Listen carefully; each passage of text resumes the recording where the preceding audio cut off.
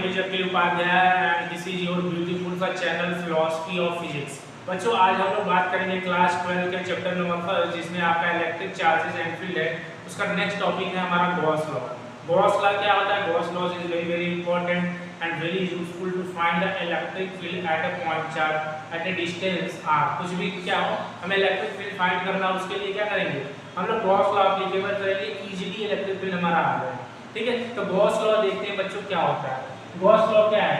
The net electric flux through a closed surface 3D surface is 1/ε0 times of the net charge enclosed by the surface। क्या होता है इसमें लिखते हैं the net electric flux through a closed surface। closed surface कितना होना चाहिए? 3D closed surface होना चाहिए।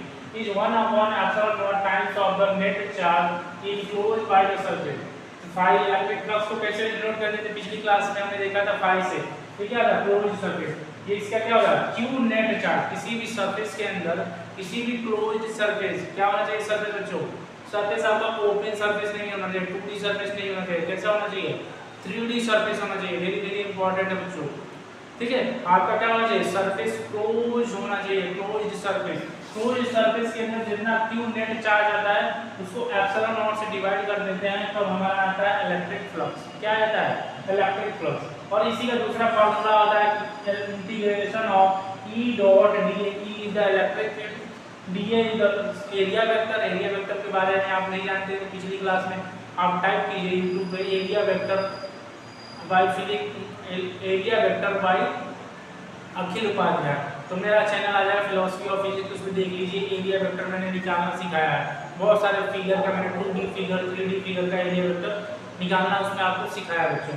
ठीक है, तो इसी का फार्मूला होता है integration E dot D closed surface, उसको इंटीग्रेट कर देंगे तो अभी क्या आ जाएगा? इलेक्ट्रिक फ्लक्स हमारा आ जाएगा बच्चों। ठीक है, चलिए देखते हैं बच्चों क्या करते हैं कि आपने कोई क्यू चार्ज ले लिया क्यू, और इस पे क्या किया हमने? क्लोज्ड सरफेस बना लिया, इसका स्फेरिकल सरफेस बना लिया। कैसा सरफेस? क्लोज्ड सरफेस बना लिया, स्फेरिकल सरफेस। तो यहाँ पे इस पॉइंट पे क्या होगा? इस सरफेस पे क्या होगा? स्फीयर के सरफेस पे इलेक्ट्रिक फील्ड का डायरेक्शन पॉजिटिव चार्ज है, तो इलेक्ट्रिक फील्ड का डायरेक्शन क्या होगा? Away from the surface. Positive charge के कारण इलेक्ट्रिक फील्ड का डायरेक्शन क्या होता है? Away from the charge. तो चार्ज से इलेक्ट्रिक फील्ड का इधर जाएगा, और इस पे हमने छोटा एरिया वेक्टर ले लिया डी। इसका डायरेक्शन क्या होगा? 3D सरफेस पे एरिया वेक्टर का direction perpendicular to the surface. Surface के परपेंडिकुलर होता है और क्या होता है? आउटवर्ड होता है। तो कहीं भी लेंगे, यहाँ पे भी लेंगे, तो इलेक्ट्रिक फील्ड का डायरेक्शन क्या है बच्चे? इलेक्ट्रिक फील्ड हमारा रहेगा ऐसे, और इस पे हम एरिया वेक्टर लेंगे तो एरिया वेक्टर में क्या आएगा? इसी के डायरेक्शन में आएगा और परपेंडिकुलर हो जाएगा। तो दोनों के बीच का एंगल कितना आ जाएगा? 0 डिग्री। फिर integration of E dot D, यहाँ से क्या आ जाएगा? E D A cos theta. दोनों के बीच का एंगल कितना है? 0 डिग्री, क्योंकि दोनों क्या है? सेम डायरेक्शन में बच्चों। समझिए बच्चों, वेरी वेरी इंपॉर्टेंट टॉपिक है। दोनों के बीच का एंगल कितना हो जाएगा? 0 डिग्री। तो E dot E D A cos theta, cos 0 की वैल्यू क्या हो जाएगी? 1। हमने ई को बाहर निकाल लिया, डी ए को इंटीग्रेट कर दिया। ई की वैल्यू क्या होगी इस पॉइंट पे बच्चों? k q upon r square हो जाएगा। हमने पिछली क्लास में देखा है electric field due to charge at a point r distance को क्या होता है? k q upon r square. ये डिस्टेंस कितना है? इसका रेडियस के बराबर है r स्क्वायर। और D A integrate surface area of sphere कितना होता है बच्चों? 4 पाई r स्क्वायर। जो सरफेस होता है स्फीयर का कितना होता है? 4 pi r square. Surface area of sphere कितना होता है? 4 पाई r स्क्वायर। तो इसको क्या करेंगे? 4 पाई r स्क्वायर से क्या करेंगे? मल्टीप्लाई कर देंगे, तो ये r स्क्वायर कैंसिल हो जाएगा। क्या हो जाएगा? k q into 4 pi. k की वैल्यू रखते हैं 1/4 pi epsilon naught into q into 4 pi. 4 pi से कैंसिल हो गया, क्या हो गया? q upon epsilon naught. यही होता है बच्चों phi equal to q upon epsilon naught. This is known as your Gauss law. This is known as your Gauss law. इसी सरफेस आपका क्या होना चाहिए? क्लोज होना चाहिए। इसमें दो तीन बातों का ध्यान रखेंगे। इसमें आपका सरफेस क्या होना चाहिए गॉस लॉ में बच्चों? क्लोज्ड सरफेस होना चाहिए। और जो नेट चार्ज लेते हैं इसमें बहुत सारे चार्जेस होंगे, प्लस माइनस। क्लोज्ड सरफेस के अंदर बहुत सारे चार्जेस हैं, तो क्या लेंगे? सारे का नेट चार्ज लेंगे। चार्ज को क्या करते हैं? स्केलर की तरह ऐड या सब्ट्रैक्ट कर सकते हैं। तो जितने भी नेट चार्ज होंगे वही नेट चार्ज अपना एप्सिलॉन नॉट आ जाएगा। That is called closed surface. That is called closed surface. Video को पॉज करके नोट डाउन कर लीजिए बच्चों। ये वेरी वेरी इंपॉर्टेंट टॉपिक है, फिर से देख लेते हैं बच्चों। गॉस लॉ क्या बोलता है? The net electric flux through a closed surface is 1/ε0 time of the closed charge enclose by the surface. तो 5 इनक्लोज 5 नेट कितना आ जाएगा q net upon epsilon naught. जो भी चार्ज होता है आपके क्लोज सरफेस का, क्लोज सरफेस क्या होता है 3D सरफेसेस होते हैं, उनके अंदर जितना नेट चार्ज होता है, जो नेट चार्ज बात को ध्यान से देना, जितना नेट चार्ज होता है उसी नेट चार्ज को लेते हैं अपॉन में एप्सिलॉन नॉट कर देते हैं, तो वो हमें देता है इलेक्ट्रिक फ्लक्स। या इलेक्ट्रिक फ्लक्स का दूसरा फार्मूला भी लगा सकते हैं E डॉट dA और E dot dA integration of close surface. Close surface के अंदर क्या करेंगे इंटीग्रेशन हम लोग करेंगे, ठीक है। तब देखिए यहाँ पे हमने चार्ज ले लिया, उसके अंदर चार्ज तो क्या किया एक स्फेरिकल गॉसियन सरफेस हमने बना लिया। ये क्या है गॉसियन सरफेस। अभी बताएंगे गॉसियन सरफेस कैसे लेते हैं। ये हमारा क्या है बच्चों गॉसियन सरफेस हमारा है, इसका क्या है एक चार्ज का q, हमने क्या किया एक स्फेरिकल सरफेस बना दिया गॉसियन सरफेस। गॉसियन सरफेस में क्या होगा इलेक्ट्रिक फील्ड का डायरेक्शन आउटवर्ड होगा, एरिया वेक्टर जहां भी लेंगे सरफेस के परपेंडिकुलर होता है एंड आउटवर्ड होता है, ठीक है। दोनों के बीच में एंगल कितना होता है 0 degree. phi E dot dA, E dA cos 0 degree की वैल्यू कितनी होती है 1, ठीक है बच्चों। k q/4 pi r², इसको क्या करेंगे डिवाइड कर देंगे, कितना आ जाएगा q/ε0। phi कितना आ जाएगा q/ε0 आ जाएगा बच्चों। यही होता है आपका क्लोज सरफेस के अंदर इलेक्ट्रिक फ्लक्स, ठीक है बच्चों। चलिए वीडियो को पॉज करके नोट डाउन कर लीजिए, इसमें आप लोग थोड़ा इंपॉर्टेंट बातें देख लेते हैं, क्या इंपॉर्टेंट चीजें हैं। वीडियो को पॉज करके नोट डाउन कर लीजिए।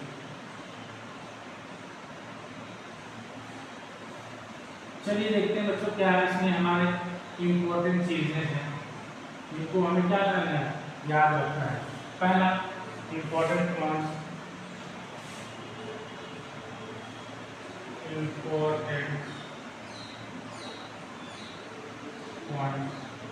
क्या क्या इंपॉर्टेंट पॉइंट क्या क्या इसमें पहला जिससे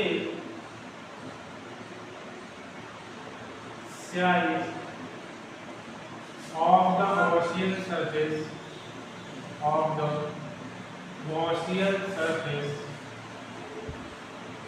does not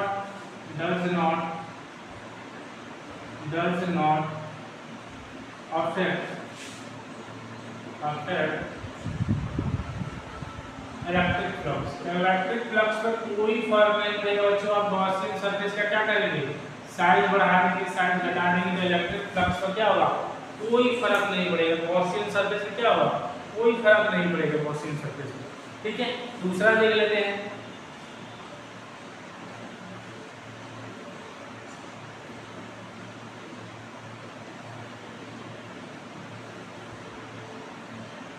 अच्छा जी जो गॉस लॉ आया था ये हमने क्या किया था, इसमें और चीज देख लेते हैं गॉस लॉ। मान लीजिए हमने क्या किया चार्ज हमने दिया q1 और इसके कारण हमने क्या किया एक गॉसियन सरफेस ले लिया रेडियस r का, क्या किया रेडियस r का गॉसियन सरफेस ले लिया, और इस सरफेस के बाहर चार्ज है q2, यहाँ पे है charge q3।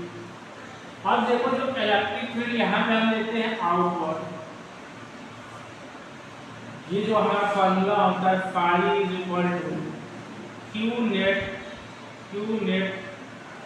Net charge upon epsilon not, और इधर क्या होता है integration of close surface E dot dA, क्या होता है E डॉट dA, ये होता है क्लोज, ये क्या होता है क्लोज, ये क्या होता है क्लोज होता है। E डॉट dA क्या होता है क्लोज होता है बच्चों, ठीक है। तो इसमें ये जो टर्म होता है इलेक्ट्रिक फील्ड किसके कारण होता है, ये वाला टर्म आपको कोई नहीं होता है।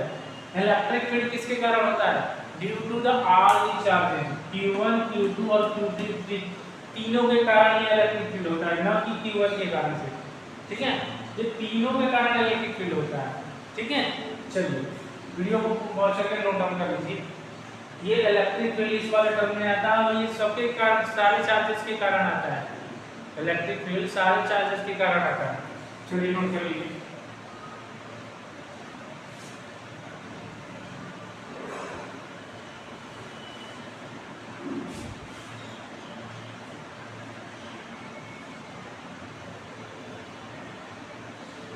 अब जब मान लीजिए कोई गॉसियन सरफेस ऐसा law is always applicable is always applicable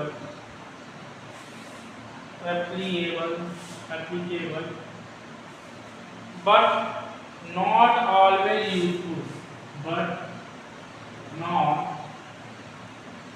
always useful but not always useful. Gauss law is always applicable but not always useful. पहला, the Gaussian surface should be symmetrical. कब यूजफुल होगा बच्चे? Gauss law is always applicable होगा बच्चों. Gauss law क्या है? Is always applicable but not useful. Always useful नहीं होगा.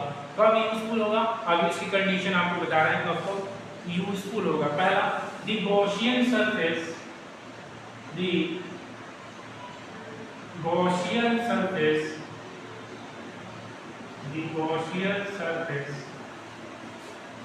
should be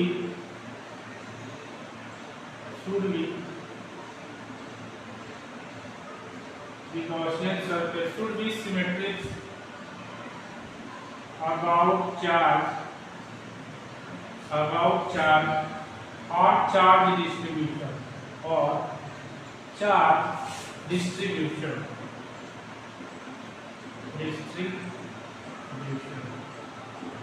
The Gaussian surface should be symmetric about the charge and charge distribution. Second point, the electric field must be symmetric. The electric field must be symmetric. Equal, symmetric में क्या हो सकता है? Equal हो सकता है, constant हो सकता है बच्चों. कांस्टेंट के बाद क्या हो सकता है अपना? सेम हो सकता है. इलेक्ट्रिक फील्ड क्या हो सकता है? सेम हो सकता है. At all points of Gaussian surface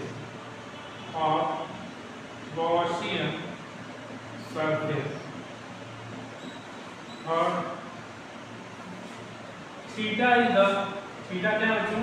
angle between electric field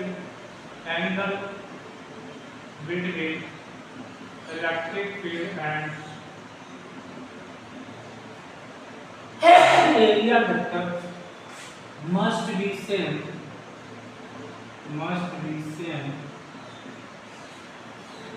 at all the points of the Gaussian surface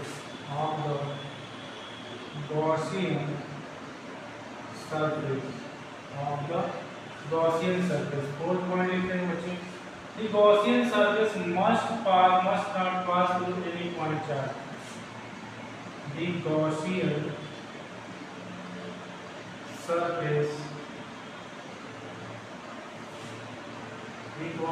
surface must not pass through any point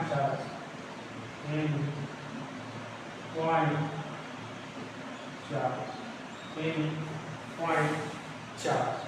देखिए बच्चों, अब ये आपको Gauss law is always applicable. Gauss law को क्या कर सकते हैं? वीडियो को पॉज करके नोट कर लीजिए, मैं फिर समझा रहा हूँ.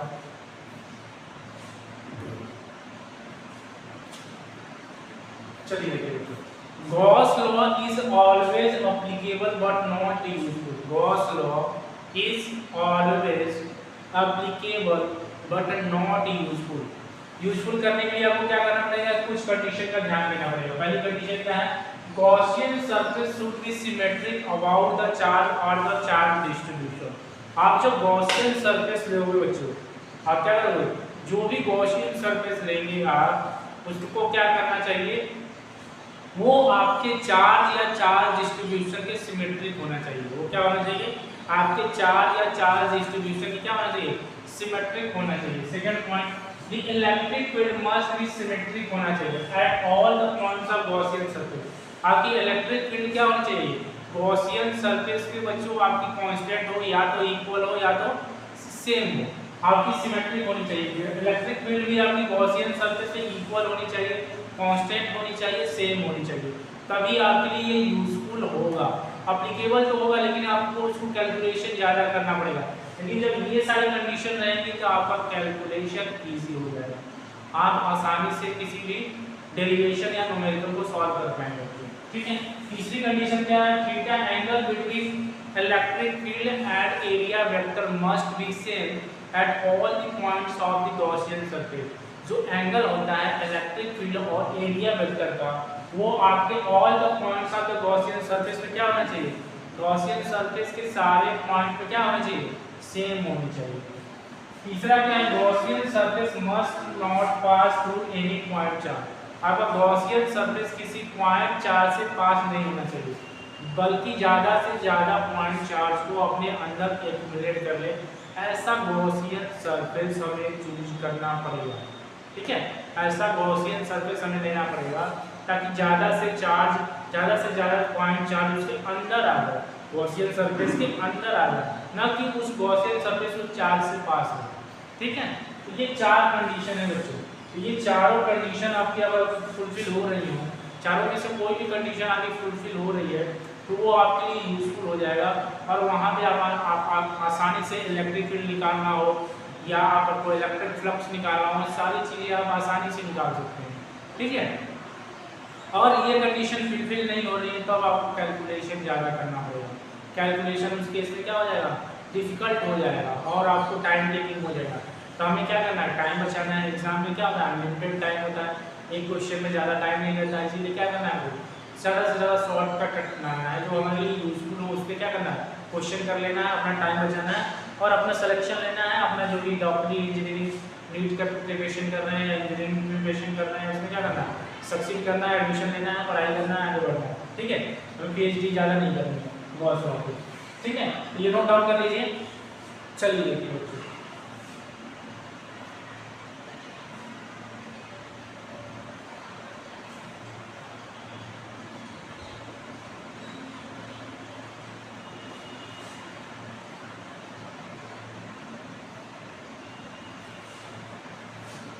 बच्चे, मान लीजिए find the flux from the this semi cylinder. एक बच्चे क्वेश्चन दिया है, आप क्वेश्चन करिए। ये यहाँ पे कोई पॉइंट चार्ज दिया है, यहाँ पे क्या दिया, सेमी सिलेंडर दिया है। तो कैसा है, सेमी सिलेंडर है, यहाँ पे चार्ज रखा है +Q। सेमी सिलेंडर रखा है, यहाँ पे चार्ज Q रखा है, क्या है, सेमी सिलेंडर, सेमी सिलेंडर। आपको करना है find the electric flux, find electric flux through this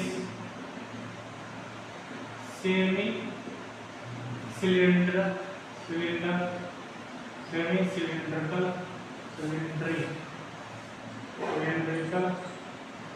surface।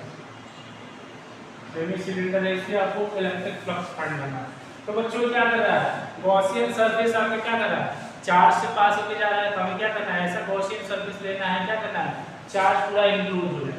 तो ये बच्चों चार्ज सेमी सिलेंडर है, तो इसको पूरा सिलेंडर कंप्लीट कर दें। इस वीडियो को वॉच करके नोट डाउन करके तैयार से हमने क्या किया, पूरा सिलेंडर कंप्लीट कर दिया।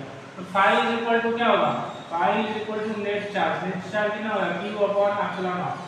थोड़ा होता जब ये पूरा सिलेंडर कंप्लीट होता, तो हाफ सिलेंडर के लिए, फुल सिलेंडर के लिए होगा क्या होगा बच्चों, फुल सिलेंडर के केस में हो जाएगा। तो हाफ के केस में क्या होगा, ये किसके लिए, फुल के लिए होगा। तो हाफ के लिए क्या हो जाएगा, हाफ सिलेंडर के लिए क्या हो जाएगा, हाफ सिलेंडर के लिए हो जाएगा Q/हाफ हो जाएगा इसका।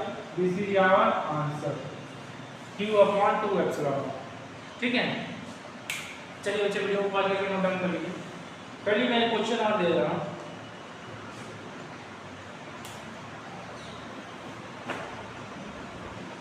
एक क्वेश्चन और देते हैं, इसको मैं रेफर कर रहा हूँ, नोट कर लीजिए।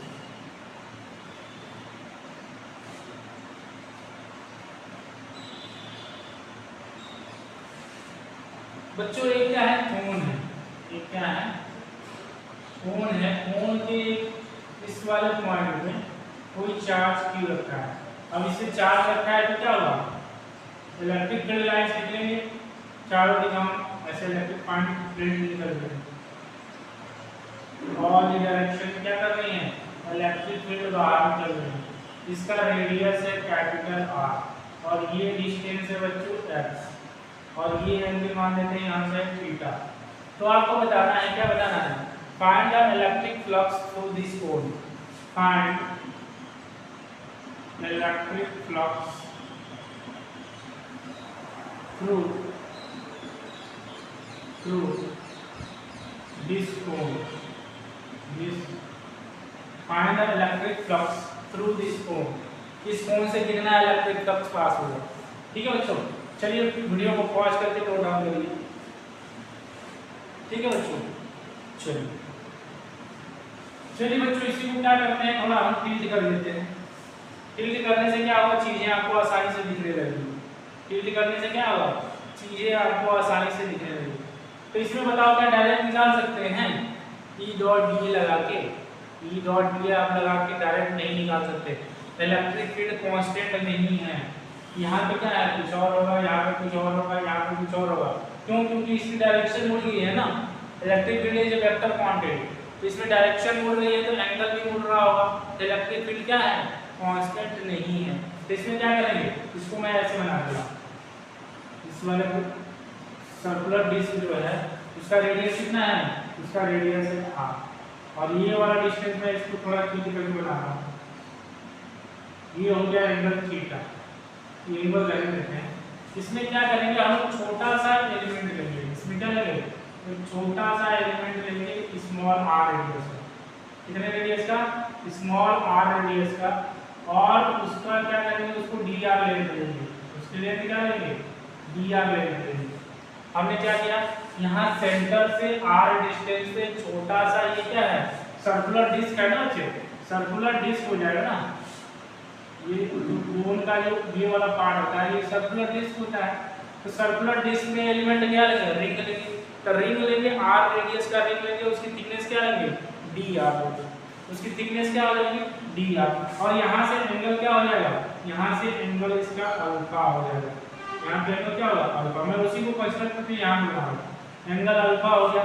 सेंटर से r डिस्टेंस पे, कितने डिस्टेंस पे, r डिस्टेंस पे, और इसकी थिकनेस क्या रखेंगे, dr रख देंगे, इसकी थिकनेस क्या रखेंगे, dr रख देंगे, इसकी थिकनेस क्या होगी तो dr, और dr थिकनेस हो गई, और इसको क्या करेंगे, यहाँ से मैच करा देंगे, यहाँ से डिग्री कितना हो गया अल्फा। ठीक है बच्चों, ये डिस्टेंस कितना है x और ये डिस्टेंस कितना हो जा रहा है r, ये डिस्टेंस कितना हो जा रहा है r, तो ये कितना हो जाएगा x square plus r square. यहाँ से cos अल्फा की वैल्यू पहले ही निकाल लेते हैं। cos अल्फा क्या होता है, तो बेस अपॉन हाइपोटेनस, बेस क्या है x, हाइपोटेनस क्या है x square plus r square. समझ में आ रहा है बच्चों। चलिए देखिए मैं फिर से बता रहा हूँ, वीडियो को पॉज करके नोट डाउन कर लीजिए। आपको ये क्या दिया था, कोन दिया था, कोन के सेंटर पे चार्ज था प्लस q। अब इसे इलेक्ट्रिक फील्ड निकल लेके आपको बताना था कितना इलेक्ट्रिक फ्लक्स इस कोन से पास होगा। तो हम लोग ने क्या किया, ना ही इलेक्ट्रिक फील्ड कांस्टेंट है, ना ही इलेक्ट्रिक फील्ड कांस्टेंट नहीं है, तो क्या करेंगे, इलेक्ट्रिक फील्ड कांस्टेंट नहीं है तो नहीं निकाल पाएंगे। हमको क्या करना है, छोटा सा एलिमेंट लेना पड़ेगा। ये वाला पार्ट क्या होगा बच्चों, डिस्क होगा, सर्कुलर डिस्क होगा। तो सर्कुलर डिस्क में एलिमेंट कैसे लेते हैं, रिंग के लिए लेते हैं। एक r रेडियस की क्या लेंगे, रिंग लेंगे, रिंग की थिकनेस ले लिया dr, रिंग की थिकनेस कितना ले लिया dr। मैं उसी को यहाँ पे फिल करके बता रहा हूँ, उसी फिगर को। ठीक है, तो यहाँ पे क्या लेंगे dr, और इस पॉइंट पे चार्ज रखा है प्लस q, यहाँ पे क्या लिखा है प्लस q। अब इससे जो इलेक्ट्रिक फील्ड होगी कांस्टेंट होगी, छोटे वाले एलिमेंट पे इलेक्ट्रिक फील्ड क्या होगी, कांस्टेंट होगी। ठीक है, पूरे गॉसियन सरफेस पे क्या हो जाएगी, ये इसको हमने क्या कर लिया, गॉसियन सरफेस ले लिया।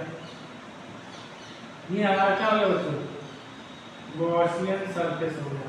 तो इस गॉसियन सरफेस पे इलेक्ट्रिक फील्ड हमारा क्या हो गया, कांस्टेंट हो जाएगा। इलेक्ट्रिक फील्ड कांस्टेंट हो जाएगा तो हम लोग क्या कर सकते हैं, लगा सकते हैं E डॉट डी। तो डी फाई यहाँ से कितना बच्चों क्या होगा, इलेक्ट्रिक फ्लक्स छोटे एलिमेंट से छोटे जो रिंग से पास हो रहा है और रिंग को क्या है धीरे धीरे बड़ा करते जाएंगे तो पूरा डिस्क मिल जाएगा, तो पूरे को इंटीग्रेट कर देंगे तो पूरा इलेक्ट्रिक फ्लक्स हमारा आ जाएगा। चलिए देखते हैं बच्चों कैसे क्या करते हैं। तो हम लोग फाई निकालने के लिए क्या करेंगे बच्चों, फाई निकालने के लिए पहले तो डी फाई निकालिए। इस रिंग से कितना होगा integration of E dot D a integration E D A cos theta. इसका बच्चों एरिया वेक्टर किधर जाएगा, एरिया वेक्टर वाला इलेक्ट्रिक फील्ड इधर गया तो छोटे वाले रिंग का एरिया वेक्टर भी किधर जाएगा, इधर ही जाएगा। दोनों के बीच का एंगल कितना आ जाएगा अल्फा, ये अल्फा है तो यहाँ से एरिया वेक्टर किधर जाएगा, ये इलेक्ट्रिक फील्ड इधर गई तो एरिया वेक्टर किधर जाएगा, उसमें भी अल्फा होगा, अल्फा इंटू डी। दोनों के बीच में एंगल कितना होगा अल्फा डिग्री। इलेक्ट्रिक फील्ड ऐसे जा रही है, एरिया वेक्टर है दोनों के बीच में अल्फा, तो ये इनटू cos अल्फा, क्या लिख दिए cos अल्फा। ठीक है चलिए वैल्यू रखते हैं बच्चों। E की वैल्यू कितनी आएगी, E की वैल्यू बताओ।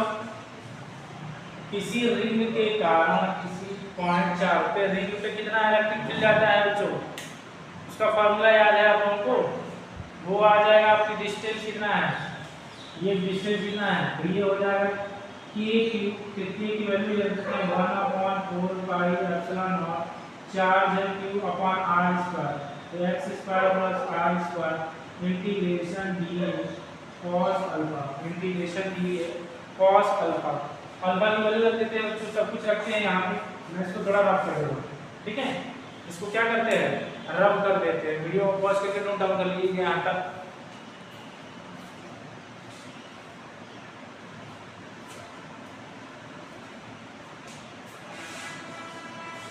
चलिए देखते हैं बच्चों।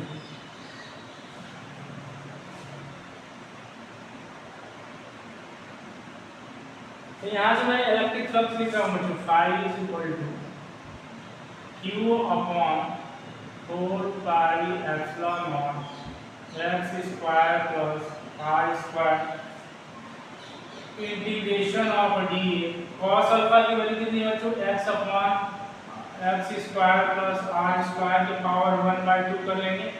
इसको पूरा कर लेंगे कितना आ जाएगा k q upon 4 pi epsilon naught x square plus are square के power 3/2 into d integration of D.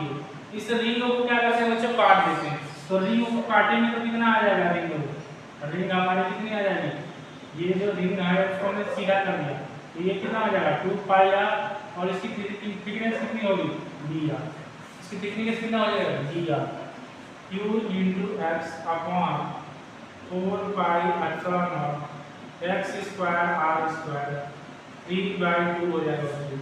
अब क्या हो जाएगा डी ए कितना आ जाएगा 2 पाई आर इंटू डी आर। चलिए बच्चों अब क्या करते हैं, कैसे इंटीग्रेट करेंगे हम लोग, जो भी चीजें है उसको रख लेते हैं। 5 से 5 हमारा कट जाएगा, 2 से 2 कट जाएगा, यानी हमारा कितना आ जाएगा, ये हमारा आ जाएगा कितना,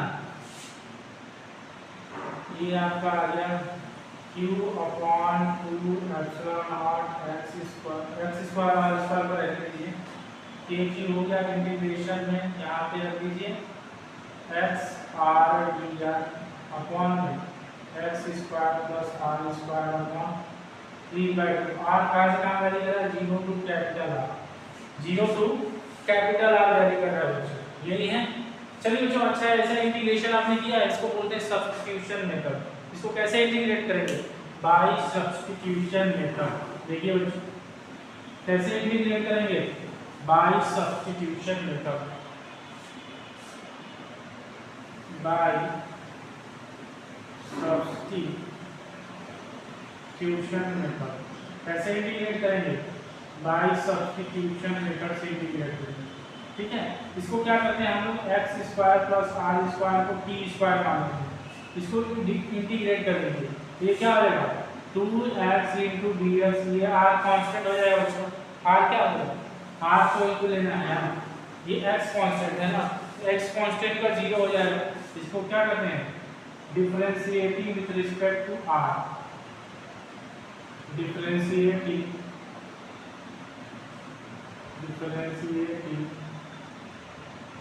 विद रिस्पेक्ट टू आर। ये क्या होगा, 0 हो जाएगा, इसका 2r इंटू डी आर, इसका होगा क्या 2t इंटू डी टी हो जाएगा। चलिए 2 से 2 कट जाएगा, 2 से 2 कट जाएगा बच्चों, यहाँ से 2 कट गया। अब क्या आ जाएगा, आर डी आर की जगह क्या लिख सकते हैं, आर डी आर की जगह 2r D R, R D R की जगह क्या लिख सकते हैं,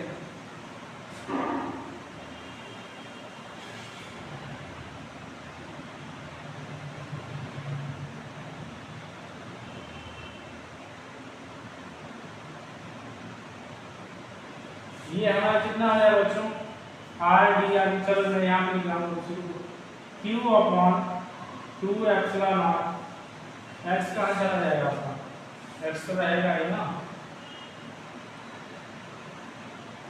ठीक है, एक्स तो आपका रहेगा ही। चलिए एक्स को बाहर ले लेते हैं, क्या करना, एक्स हमारा बाहर आ जाए। आर डी आर की जगह पे क्या रख सकते हैं बच्चों, आर डी आर की जगह पे हम टी इंटू डी टी लिख दिए। अब ये क्या होगा, टी स्क्वायर की जगह इंटू 3/2, कितना हो जाएगा, इंटीग्रेट कर देंगे 0 टू आर, ये कितना हो जाएगा, ये T into D T upon T Q हो जाएगा, टी क्यू से टी कट जाएगा, ये टी स्क्वायर हो जाएगा, ठीक है, मैं थोड़ा लिख रहा हूँ टी स्क्वायर। अब ये कितना होगा, टी स्क्वायर में -2 क्या होगा, -1/t, इंटीग्रेशन इसका कितना हो जाएगा, -1/t, आर से कितना आ जाएगा, 0, कितना आ जाएगा बच्चों, 0 टू आर लगा देंगे। चलिए रखते हैं, ये हमने इतना रख दिया, इसकी इंटीग्रेशन करके कितना आ k q x upon 2 epsilon naught into 1 minus t की जगह क्या आ जाएगा, x square plus r square का under root into 0 to capital R, 0 to capital R। ये कितना आ जाएगा बच्चों, कितना आ जाएगा बताइए,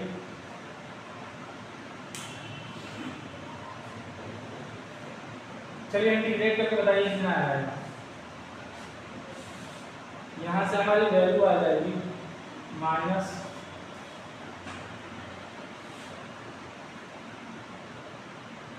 x को मल्टीप्लाई कर देते हैं बच्चों,